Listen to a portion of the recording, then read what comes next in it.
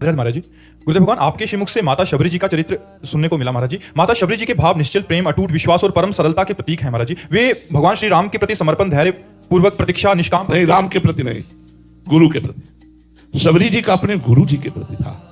गुरु जी के वाक्य थे कि बेटा तुम उदास मत हो, मैं अपने तप और भजन के प्रताप से जिस परधाम पर ब्रह्म परमात्मा को प्राप्त करने जा रहा हूं, मैं आशीर्वाद देता हूं, वही पर ब्रह्म परमात्मा स्वयं चल कर आएगा और तुम्हें यहां साक्षात्कार कराएगा। तो धन्य है शबरी मां जो अपने गुरु के वचन पर विश्वास करती रही। 1000 वर्ष तक रोज सोहनी लगाना राम जी आएंगे, कभी निराश नहीं हुई कि कहीं गुरु जी ने मुझे फुसलाने के लिए तो नहीं बोल दिया था, इतना समय हो गया राम जी नहीं आए, इसका मतलब राम जी नहीं आए। नहीं, रोज गुरु जी ने कहा था राम जी आएंगे तो राम जी आएंगे। राम जी की निष्ठा नहीं, गुरु जी की निष्ठा ने राम जी को बुलाया और राम जी ने शबरी जी की स्तुति की।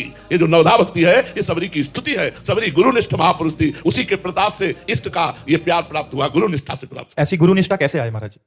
भगवान से प्रार्थना करो, भगवान से प्रार्थना करो कि अपने गुरु को मैं परब्रह्म में स्थित देख पाऊं, पर ब्रह्म रूप देख पाऊं। गुरु को प्राय लोग मनुष्य ही मानते हैं, मनुष्य रूप ही देखते हैं। कहेंगे जरूर कि गुरुर ब्रह्मा गुरुर विष्णु गुरुर्देव महेश्वरा, गुरु साक्षात परब्रह्म तस्मै श्री गुरुवे नमः। लेकिन परब्रह्म में निर्दोष दृष्टि होती है, अपने गुरु में दोष दृष्टि ना रहे और परब्रह्म बुद्धि रहे तो भगवान का मिलना दुर्लभ नहीं। गुरु कृपा ही केवलम, सब कुछ प्राप्त हो जाए अगर गुरु भगवान को परब्रह्म मान ले, भगवान का रूप मान ले। लेकिन बड़ा कठिन है, बड़ा कठिन है। हम मूर्ति में भगवान मान सकते लेकिन गुरु को साक्षात भगवान नहीं मान सकते। गुरु में भगवत बुद्धि हो जाए कुछ दुर्लभ नहीं, कुछ दुर्लभ नहीं, लेकिन गुरु में भगवत बुद्धि होना बहुत कठिन है, ये हम कह रहे हैं। क्यों? क्योंकि मनुष्य जैसी चेष्टाएं करते हैं तो हमारी भगवत बुद्धि नहीं हो पाती।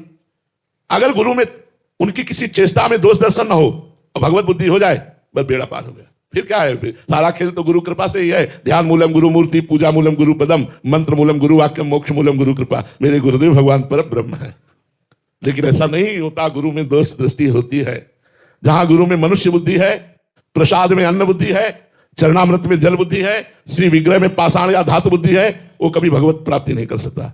गुरु में ब्रह्म बुद्धि हो जाए, साक्षात भगवान गुरु रूप में पधारे हैं।